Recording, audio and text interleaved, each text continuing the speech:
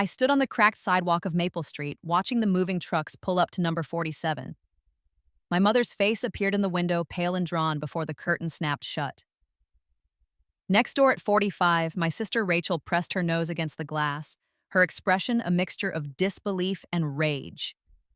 And at number 43, my father sat on his front porch, head in his hands, the eviction notice crumpled at his feet. 3 houses, 3 evictions, all on the same day, all owned by me. Ms. Chen, my lawyer Marcus, touched my elbow gently.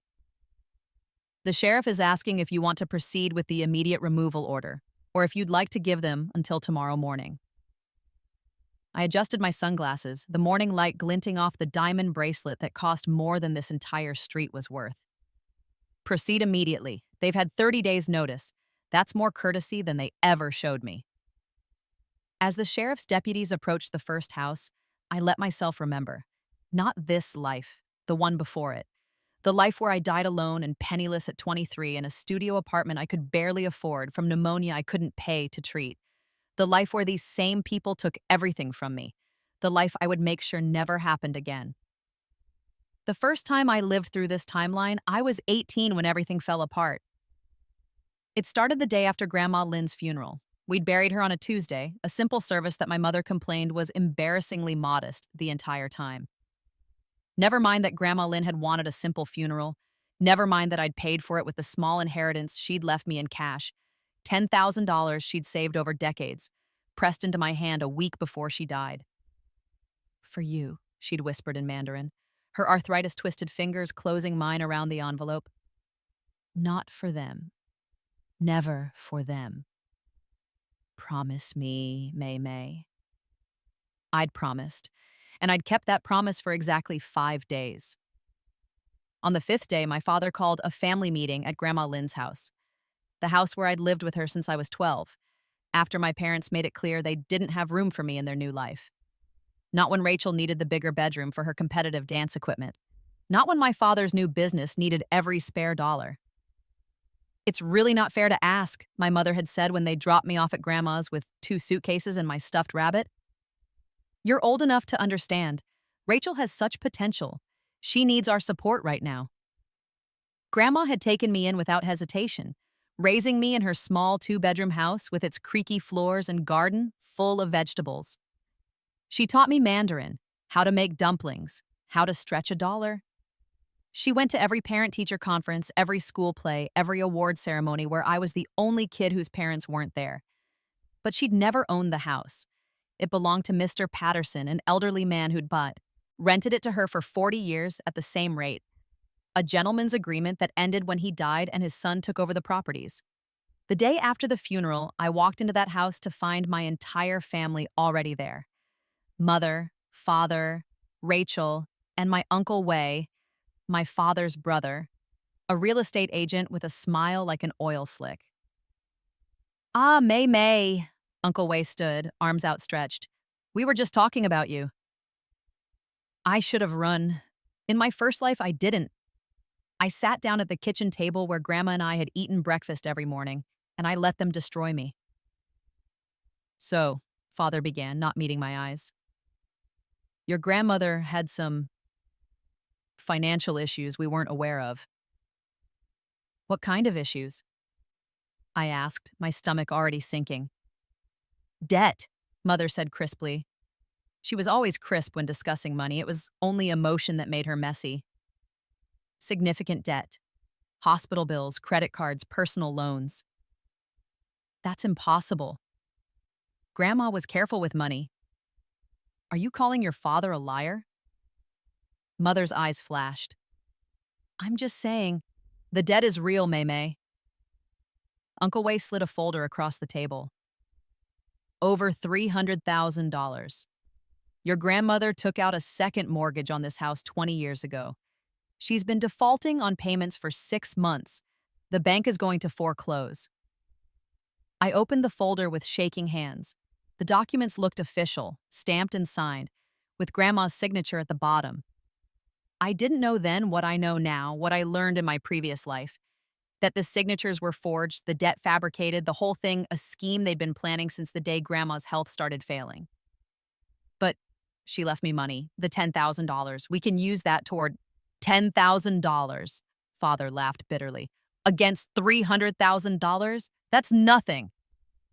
And actually, Mother leaned forward, that money needs to go to us. Your grandmother borrowed $8,000 from us 5 years ago for your school expenses. Didn't she ever tell you that? She hadn't, because it was a lie. We have a solution, though, Uncle Wei said smoothly. We sell the house. Even with the debt, there should be about $150,000 left over.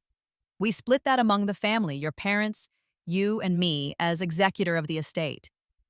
But I live here. Where would I go? You're 18, Mother said.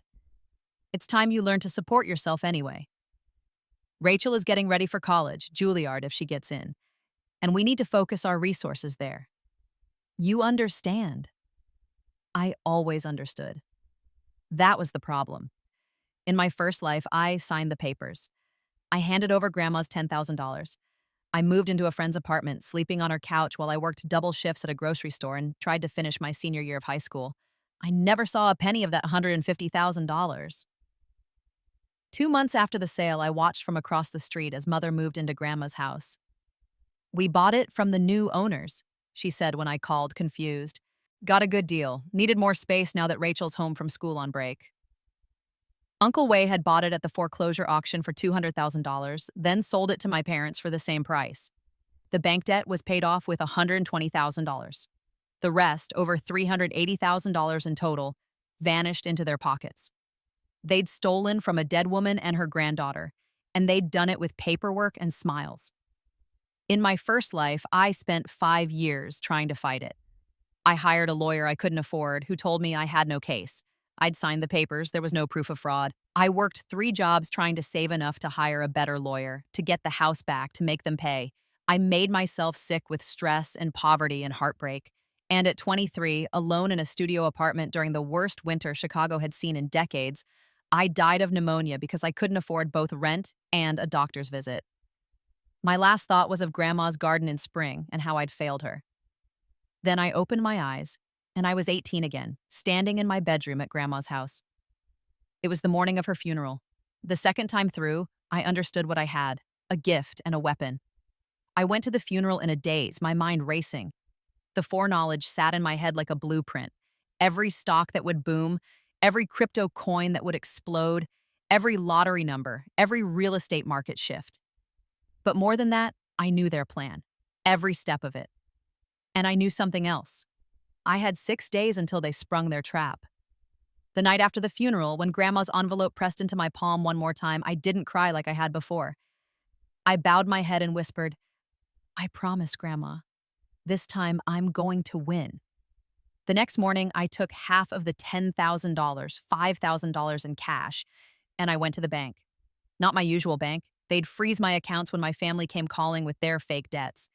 Instead, I went to a bank across town and opened an account under my full legal name, Mei Lin Chen, not Mei Chen, which I'd been going by. Different enough to keep it hidden, at least for a while. Then I went to an internet cafe and started making moves. I knew that Bitcoin was trading at $7,000, and in 3 years it would hit $60,000. I knew that a small pharmaceutical company called BioNexus was about to announce a cancer treatment breakthrough. I knew that a warehouse district on the south side would be rezoned for luxury development. I knew which stores would have the winning lottery tickets and when. But I also knew that sudden wealth would draw attention. I needed to be smart, methodical, and most importantly, invisible. I bought $3,000 worth of Bitcoin through a peer-to-peer platform, using a VPN and an email account they couldn't trace. I used another $1,000 to buy shares in BioNexus through an online brokerage. The remaining $1,000 went into a safety deposit box at a third bank, along with copies of all of Grandma's real financial documents, the ones that would prove she'd had no debt, that the mortgage papers were forgeries. Then I went home and played the role they expected, the grieving, naive granddaughter. 4 days later, they called the family meeting. I walked into Grandma's house and saw them all there, just like before. Uncle Wei's oil-slick smile, Mother's crisp dismissal, Father's cowardly avoidance, Rachel texting in the corner, not even pretending to care. Ah, Mei Mei, Uncle Wei stood. We need to talk about your grandmother's situation. What situation? I asked, sitting down. The same script, the same lies, the debt, the foreclosure, the urgent need to sell. But this time, when they slid the folder across the table, I didn't open it right away. I want to see the original documents, I said quietly. These are the original documents, Father said. No, these are copies. I want to see the originals. With the bank's stamps, the notary seals, everything. Uncle Way's smile tightened. May, we're family. You can trust us. Then you won't mind showing me the originals. They didn't have the originals, of course. They'd created the forgeries in the past week, printed them on good paper, added some official-looking stamps bought online, but they couldn't produce documents that would stand up to forensic analysis because those documents didn't exist. I'll need to consult with the bank directly, Akimansa. I continued, and I'd like to hire my own lawyer to review everything before I sign anything. Mother's face flushed. Your own lawyer? With what money? Grandma left me some money. I can afford a consultation. That money belongs to us. Father slammed his hand on the table. Your grandmother owed us. You can't just... If Grandma owed you money, you'll need to show me proof of that loan. Documentation, a contract, anything. The room went silent. You know what? Uncle Way stood, gathering the papers. You're upset. You're grieving. We'll come back when you're thinking more clearly. Take all the time you need, I said sweetly. I'm not going anywhere.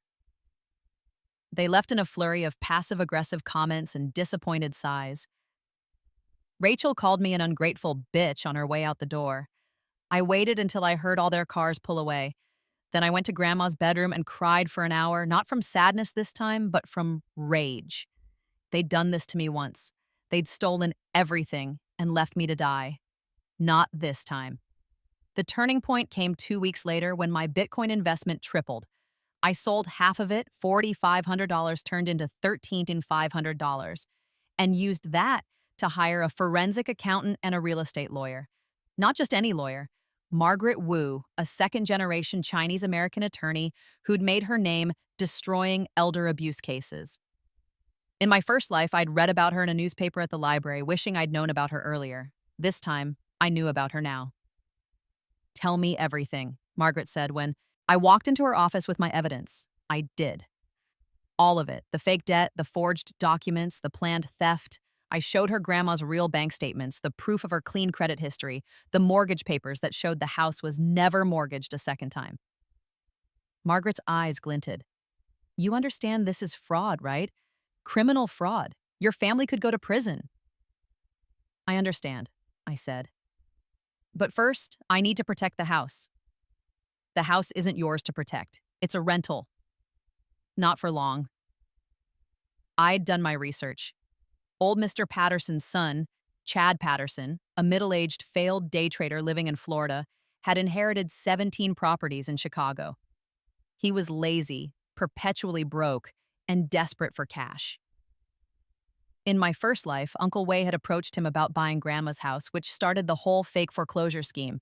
This time, I approached him first. Mr. Patterson, I said on the phone, my name is Mei Lin Chen. I'm interested in purchasing the property at 1247 Maple Street. I can offer you cash, close in 30 days. How much cash? I'd done the math. The house was worth maybe $180,000 on the open market, but it needed work and had an elderly tenant. To a desperate man, an immediate cash offer would be tempting. $150,000, cash, 30-day close, no contingencies. He was silent for a long moment. The tenant, my grandmother, she has cancer. I want her to be able to stay in her home until... I let my voice break, just a little. I want to take care of her. Jesus, he muttered. Yeah, okay, let's do it. I didn't have $150,000. I had about $18,000 at that point, but I had 30 days and I had foreknowledge. I also had the lottery numbers for the next Mega Millions drawing. I split the ticket purchase across 5 different states, using different stores and timing the purchases across 2 weeks to avoid pattern detection. Total investment $150 across 30 tickets, all with slight variations around the core numbers I knew would hit. The jackpot was $350 million. My share with 3 winning tickets, $45 million before taxes. After taxes, about $21 million lump sum. I claimed the winnings through a trust structure Margaret helped me set up, keeping my name out of the public filings. To the world, the winners were an anonymous trust in Delaware. To my family, who didn't read lottery news anyway, I was just stubborn May, still living in grandma's house, still working at the grocery store. $21 million in the bank, house purchased, grandmother's legacy protected, and I was just getting started. The thing about sudden wealth is that it's useless if you spend it, obviously. My family was circling, waiting for me to slip up, waiting for an opportunity to take what I had. So I stayed under the radar. I kept working at the grocery store. I kept living in the house, now mine, with no mortgage. I drove the same old Honda, wore the same thrift store clothes. To everyone who knew me, nothing had changed, but behind the scenes, I was building an empire. I invested carefully, using my knowledge of the next 3 years like a roadmap. I bought into tech startups that would unicorn. I purchased property in neighborhoods I knew would gentrify. I invested heavily in green energy companies before the federal subsidies were announced. I bought stock in medical companies before FDA approvals. My $21 million became $50 million within 6 months, then $100 million by the end of the year. I hired a team of financial advisors who thought I was just lucky. I hired property managers who thought I was just wealthy. I created a web of LLCs and trusts that kept my name out of everything. And I waited. I waited for Rachel to post on Facebook about getting into Juilliard. She did, with my parents bragging endlessly about their sacrifice. I waited for Uncle Way to get his real estate license revoked for fraud. Different case, different victim, but karma nonetheless. I waited for Father's business to fail. It did, because he was terrible at business. I waited for Mother to show her true colors. Didn't take long. She was already complaining online about her ungrateful daughter who wouldn't help the family. And I watched as one by one my family members made the exact same financial mistakes I remembered from my first life. Father tried to flip houses with no experience, losing his savings. Mother started a boutique that went bankrupt within a year. Rachel dropped out of Juilliard after 2 semesters, unable to handle the pressure, but with $80,000 in student loans. Uncle Way, license gone, started running schemes that got progressively dumber and more desperate. By the time I was 21, they were all struggling, and I was worth $200 million. That's when I bought Maple Street. The street where my parents lived was a working-class neighborhood on the cusp of gentrification. Small houses, aging infrastructure, families who'd been there for generations.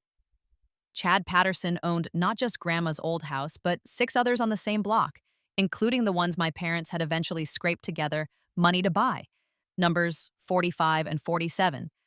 Or rather, they thought they owned them. In reality, they had predatory mortgages from a company that was about to go under, mortgages I'd quietly purchased through a shell company. I bought out the rest of the street slowly, quietly, through different LLCs.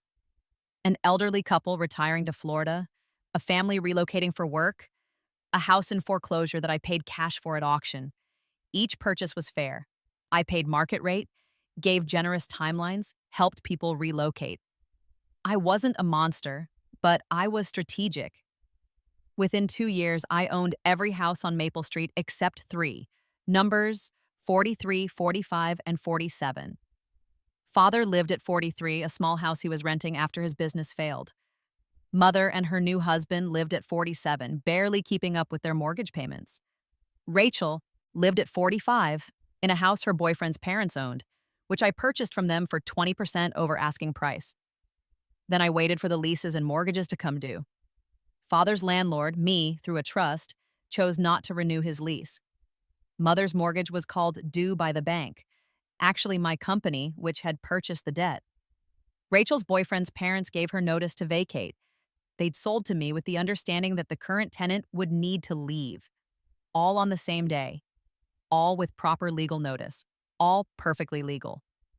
And when they scrambled to understand what was happening, when they tried to fight it, when they showed up at lawyers' offices demanding answers, they found themselves stonewalled at every turn by attorneys who knew more about the law than they did and wouldn't be bullied or bribed. Margaret Wu took point on Mother's case. She was magnificent. "Mrs. Chen," Margaret said in the conference room where Mother had demanded a meeting, "your mortgage was legally acquired by my client. Your loan is in default. You've been given 30 days' notice as required by law. If you don't vacate, we'll proceed with eviction." "Who is your client?" Mother demanded. "I want to talk to them. Work something out." "My client prefers to remain anonymous." "This is discrimination. We're being targeted." "If you believe you have grounds for a discrimination lawsuit, you're welcome to file. However, I should warn you that my client has extensive documentation showing that your mortgage default is based on your failure to pay, not on any protected characteristic." Mother tried to cry. It didn't work. Lawyers don't care about tears, and Margaret Wu especially didn't care about tears from someone trying to play victim while actually being a predator. Father tried to argue that his lease was invalid. It wasn't. Rachel tried to claim squatters' rights after refusing to leave. That's not how squatters' rights work. Uncle Wei tried to threaten me directly. He showed up at the grocery store where I still, inexplicably to him, worked part-time. "I know this is you," he hissed, cornering me by the produce section. "I don't know how, but I know. You're behind this. You're trying to get revenge for something that happened years ago." "I'm sorry, Uncle Wei, but I have no idea what you're talking about," I said calmly, arranging apples. "I'm just a grocery store clerk." "Bullshit, you're rich. You're buying up the neighborhood." "Me? Rich?" I gestured at my name tag, my minimum wage uniform. "Do I look rich to you?" "Then how do you afford that house? Grandma's house?" "I rent it from the owner. Very reasonable rate." His face turned purple. "You little bitch. After everything we did for you."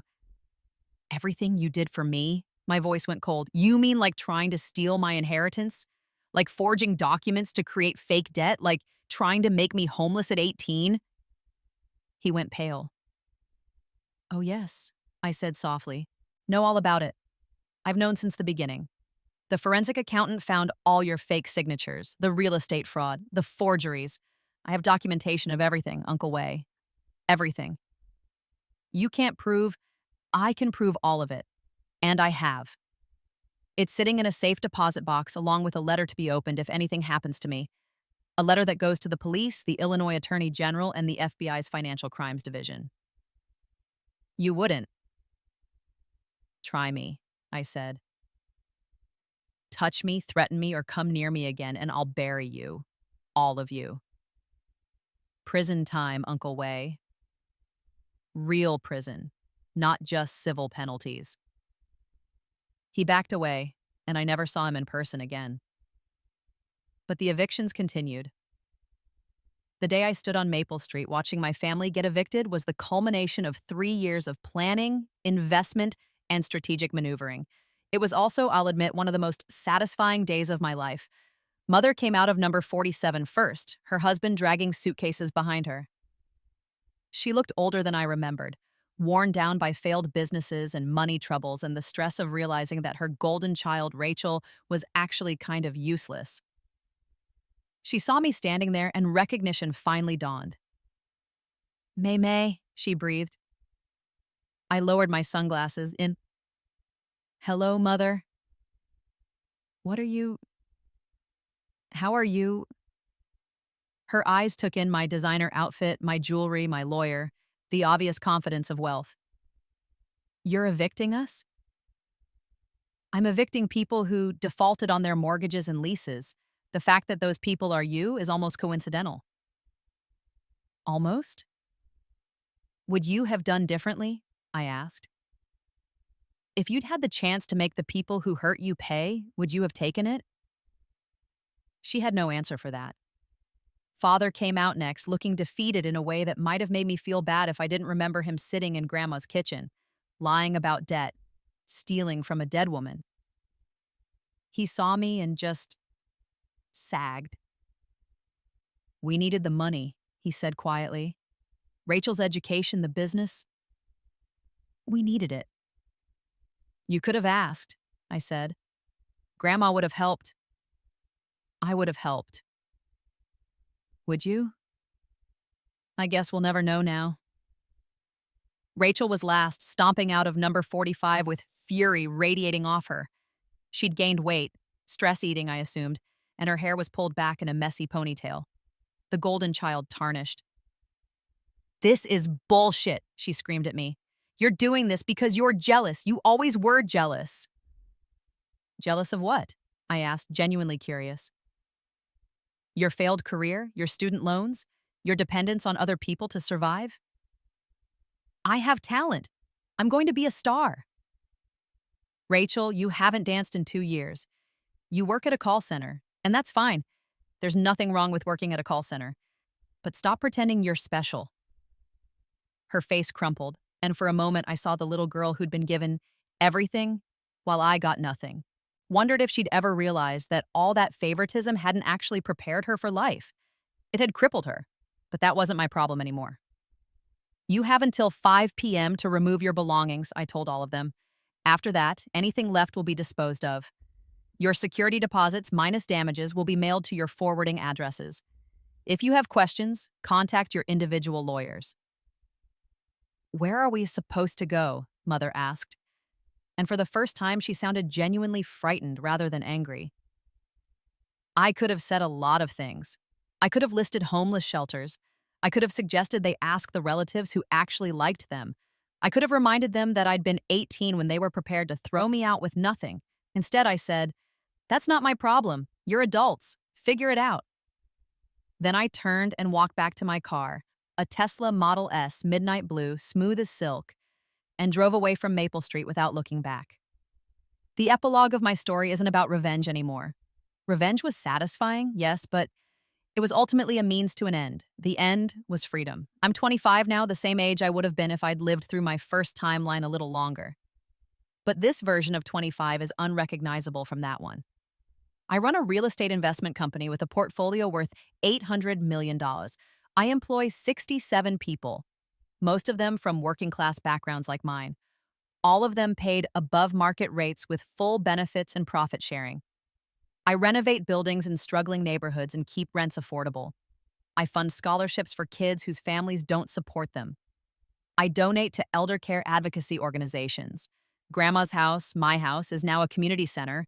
I renovated it, expanded it, and turned it into a place where kids can get tutoring, adults can take ESL classes, and elderly folks can gather for social events. There's a garden in back, bigger than Grandma's ever was, where we grow vegetables for the local food bank. I named it the Lynn Memorial Center. On my desk, I keep the envelope Grandma gave me in both timelines. The bills are long since spent, but I had the envelope framed. For you, her shaky handwriting says on the outside, not for them. I kept my promise, Grandma, finally. As for my family, I know where they ended up. I don't follow them closely, but information has a way of finding me. Father lives in a one-bedroom apartment in Indiana now, working as a night security guard. He's broke, but he's alive, and sometimes I think that's more mercy than he deserves. Mother remarried again, her third husband, and moved to Phoenix. Last I heard, she was working at a department store and complaining on Facebook about ungrateful children. She's blocked me on social media, which is the kindest thing she's ever done for me. Rachel had a breakdown and spent 6 months in an inpatient facility. She's out now, living with Father, working at a coffee shop. I heard she's in therapy. Good, she needs it. Sometimes I think about the version of her that could have existed if my parents hadn't destroyed her with their favoritism and pressure. But that person never got to exist in either timeline. Uncle Wei went to prison. Not because of me. I never filed charges because I didn't need to. He tried his schemes on someone else, someone less forgiving and with better lawyers.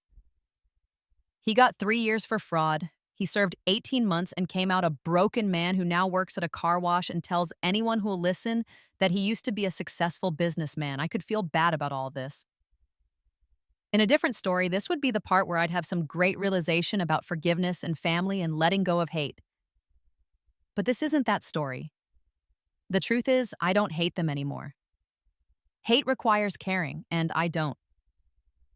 They're strangers to me now, people who made choices and faced consequences. I didn't destroy them, they destroyed themselves. I just stopped saving them from themselves. And honestly, I'm too busy to think about them much. I'm busy running my company, busy dating a wonderful woman I met at a charity gala, a doctor who thinks my story of working my way up from nothing is inspiring and doesn't need to know about the rebirth part. Busy planning the expansion of the Lynn Memorial Center to 3 more locations. Busy living the life I should have had the first time, the life Grandma wanted for me. Sometimes late at night, I wonder about the metaphysics of it all. Why did I get a second chance? Was it some cosmic justice system, or random chance, or something else entirely? Did the universe take pity on me, or was I just lucky? I don't know. I'll probably never know, but I do know this. I was given a gift and I used it. Not just for revenge, though revenge was sweet. I used it to build something good, to help people who were like me, abandoned, overlooked, underestimated. I used it to honor the woman who saved me, even though I couldn't save her. Last week, I stood in the garden at the Lynn Memorial Center and watched a grandmother teaching her granddaughter to plant tomatoes. The little girl was maybe 6, chattering away in a mixture of English and Spanish, dirt under her fingernails and joy on her face. The grandmother looked up at me and smiled. "Thank you," she said, "for this place, for giving us somewhere to be together." I smiled back, feeling something warm and peaceful settle in my chest. "Thank you," I said, "for reminding me why I built it." That night, I went home to my penthouse apartment, not on Maple Street, not anywhere near my old life, and I stood on my balcony looking out at the Chicago skyline. The city sprawled below me, lit up like a constellation, full of people living their lives, making their choices, facing their consequences. Somewhere out there, my family was struggling. Somewhere out there, Uncle Way was washing cars. Somewhere out there, Rachel was maybe, finally, learning to stand on her own 2 feet. And somewhere out there, in whatever plane of existence she inhabited now, I hoped Grandma was proud of me. I raised a glass of expensive wine to the city, to the past, to the future I'd built from ash and foreknowledge and sheer stubborn will. "Here's to second chances," I whispered, "and to making them count." The city didn't answer, but the lights sparkled like they were winking at me, and that was enough. I'd bought their entire street. I'd built an empire. I'd turned pain into power and victimhood into victory. And most importantly, I'd kept my promise to Grandma. Not for them. For me. Always for me.